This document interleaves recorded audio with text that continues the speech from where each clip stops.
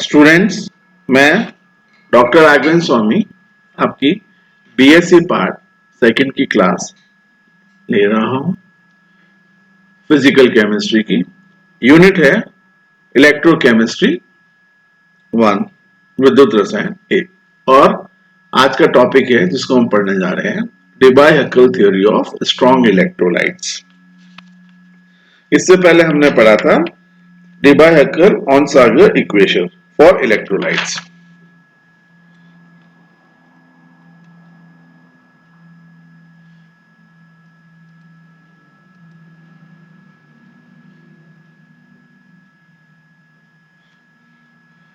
सन 1923 में डेबाय तथा हक्केल, ये दोनों वैज्ञानिक थे, ने प्रबल विद्युत अपघट्यों के लिए जो सिद्धांत दिया वह वर्तमान में सर्वमान्य है। मतलब आज की तारीख में भी उनके द्वारा प्रपोज किया गया स्ट्रॉन्ग इलेक्ट्रोलाइट्स के लिए थ्योरी जो प्रपोज करी थी, आज की तारीख में वो भी मान्य है। 1923 में जो उन्होंने प्रपोज करी थी वो आज भी वैलिड है। क्या प्रपोज करी थी उन्होंने? इन द ईयर 1923, सन 1923 में डेबाय व हक्केल ने प्रबल विद्युत अपघट्यों के संबंध में अपना सिद्धांत प्रतिपादित किया। इसके अनुसार, उनके अनुसार, जो थ्योरी के अनुसार, स्ट्रॉन्ग इलेक्ट्रोलाइट्स, प्रबल विद्युत अपघट्य जो ठोस अवस्था तक में भी आयनिक अवस्था में रहते हैं, विलयन में, सॉल्यूशन में किसी भी सांद्रता पर पूर्ण रूप से आयनित अवस्था में होने चाहिए। अर्थात सांद्रता के किसी भी मान पर, किसी भी कॉन्सेंट्रेशन की वैल्यू पर विद्युत अपघट्यों के आयनन की मात्रा यानी डिग्री ऑफ आयनाइजेशन, जिसे अल्फा द्वारा, ये देखिए, इसे अल्फा के द्वारा दर्शाया गया है, का मान इकाई होना चाहिए। उनका निष्कर्ष क्या था कि विलयन में किसी भी कॉन्सेंट्रेशन पर पूर्ण रूप से आयनिक अवस्था में होने चाहिए। अर्थात सांद्रता के किसी भी मान पर इलेक्ट्रोलाइट्स के डिग्री ऑफ आयनाइजेशन, डिग्री आयनन की मात्रा, अल्फा का मान यूनिट होना चाहिए, यानी इकाई होना चाहिए। इस स्थिति में स्ट्रॉन्ग इलेक्ट्रोलाइट्स के लिए इक्वेशन उन्होंने जो प्रपोज करी वो ये है। आप देखिए, यहां पे क्लियर कर देता हूं मैं इसको दोबारा से समझाने के लिए।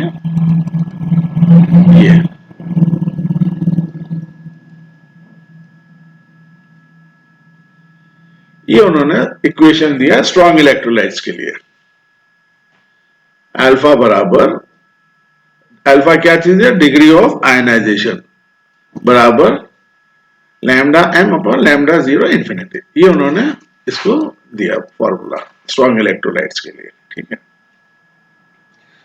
का औचित्य नहीं रह जाता, अर्थात लैम्डा m व लैम्डा 0 के मान समान होने चाहिए।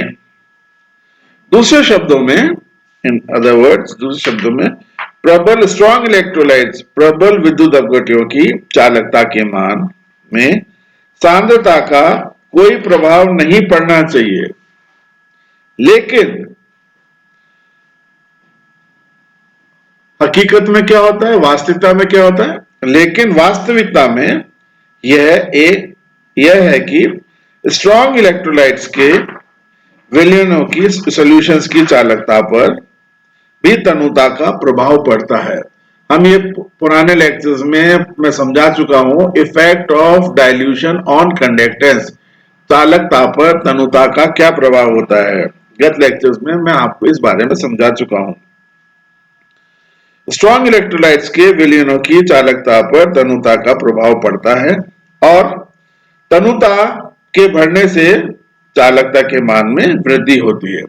क्या इफेक्ट होता है? Effect of dilution on conductance, चालकता पर तनुता का क्या प्रभाव होता है भाई? उसका प्रभाव यह होता है, जैसे जैसे हम उसको डाइल्यूट करते चले जाते हैं सॉल्यूशन को, उसकी कंडक्टेंस बढ़ती चली जाएगी, पर खाली एक लिमिट तक, जब तक कि पूर्ण रूप से आयनाइजेशन उसका नहीं हो जाता। ये हम गत लेक्चर्स में पढ़ चुके हैं। अतः तनुता के बढ़ने से चालकता के मान में वृद्धि होती है। डिबाई व हकल वैज्ञानिक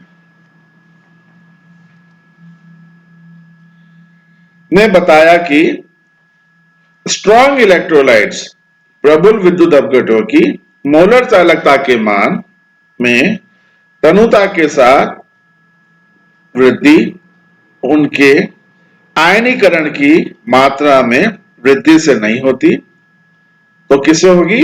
वरन व इंटर आयोनिक फोर्स अंतर आयनिक बलों में कमी के कारण होती है।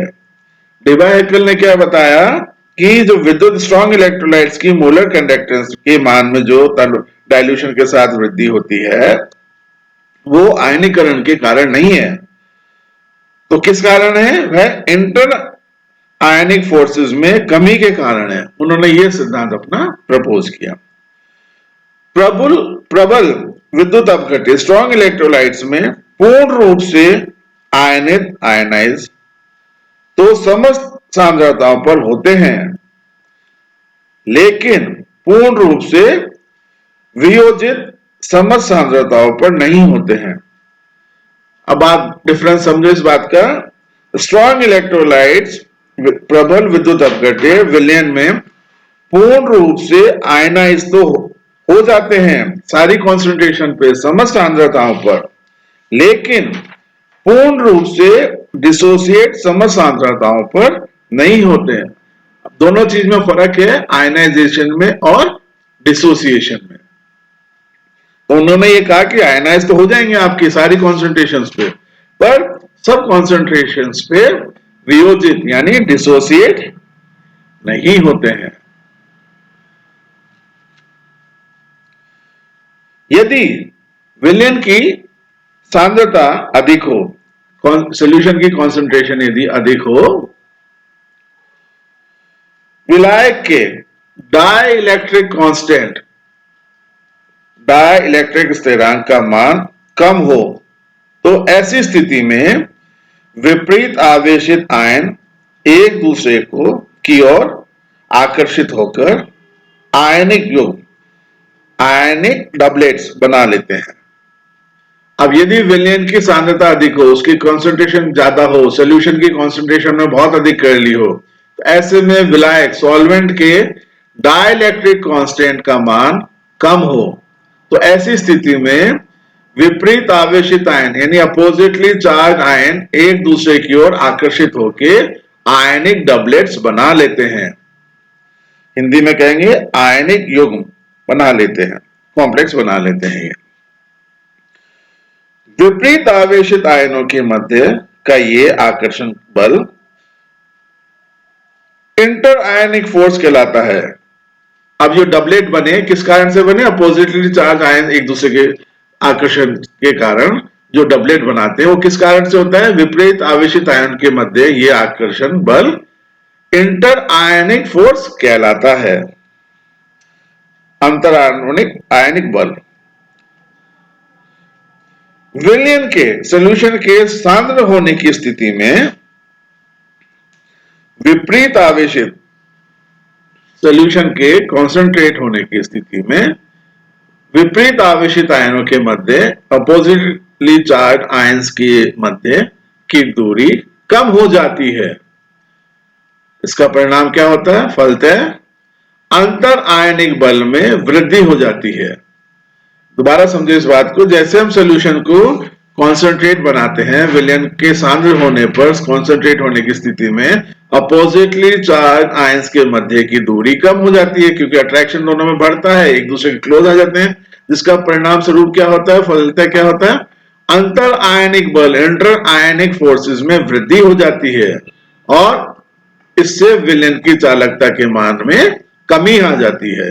तो कमी किस कारण से आती है? क्योंकि जो कॉन्सेंट्रेटेड सॉल्यूशन के बीच में अपोजिटली चार्ज आयंस के मध्य की दूरी कम हो जाती है, क्योंकि दोनों एक दूसरे को अट्रैक्ट करके डबलेट बना लेते हैं, कम हो जाती है। अब ये डबलेट बनता है, आयनिक डबलेट्स बनते हैं, तो इसका क्या परिणाम होता है कि इसमें अंतर आयनिक बल में वृद्धि हो जाती है, इंटर आयनिक फोर्सेस में वृद्धि हो जाती है, जिसके कारण विलयन की चालकता के मान में कमी हो जाती है।